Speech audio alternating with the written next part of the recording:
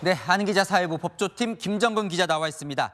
검찰이 징역 5년을 구형했었어요. 그런데 이재용 삼성전자 회장 전부 무죄가 나왔습니다.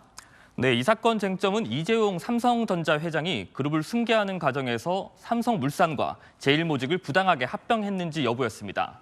두 회사는 모두 그룹 핵심인 삼성전자 지분을 갖고 있었습니다.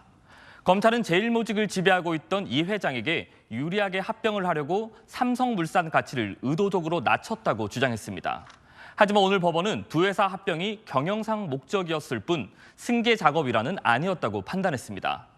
재판부는 두 회사 합병이 삼성물산 주주들에게 경제적 손실을 줬다고 보긴 어렵다고 판단했습니다. 실제 주가나 증권사 리포트 등을 봤을 때 주주들이 손해를 본 게 아니라는 겁니다. 또 합병 당시 제일모직이 자회사인 삼성바이오로직스를 활용해 가치를 부풀렸다는 혐의도 인정할 수 없다고 봤습니다. 제일모직 가치가 삼성물산보다 약 3배 높게 책정된 과정에 문제가 없었고 제일모직 가치를 높이기 위해 정보를 은폐한 사실도 없다고 판단했습니다. 합병을 위해 삼성이 공시한 내용 역시 허위가 아니라고 봤습니다. 검찰은 삼성 측이 허위 호재를 공시하며 주가를 강제로 띄웠다고 주장했는데요. 이 역시 재판부는 당시 삼성의 금융투자 분석 보고서 내용은 왜곡되지 않았다고 결론 내렸습니다. 야, 그래요. 검찰이 참 공을 많이 들인 수사였는데 1심만 3년 5개월이 걸렸어요. 네, 이 사건 발단은 무려 9년 전으로 거슬러 올라갑니다.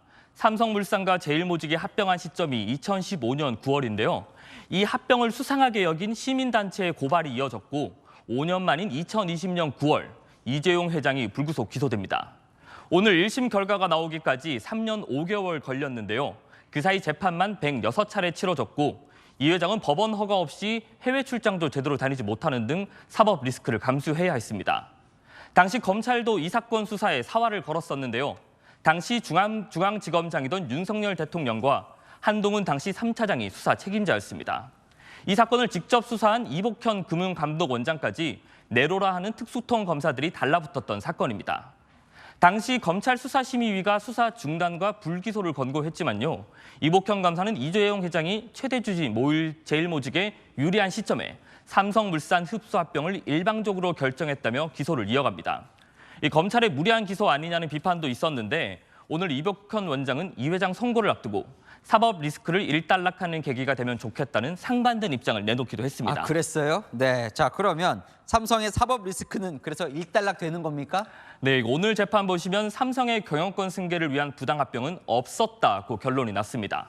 검찰이 문제 제기한 사건 쟁점 자체가 무죄로 판단된 만큼 항소심에 가더라도 판단이 뒤집히긴 쉽지 않을 것 같습니다. 다만 대법원 확정 판결까지는 몇 년이 더 걸릴 것으로 보여 물리적 시간에 따른 사법 리스크는 향후 계속될 전망입니다. 네, 잘 들었습니다. 아는 기자 김정근 기자였습니다.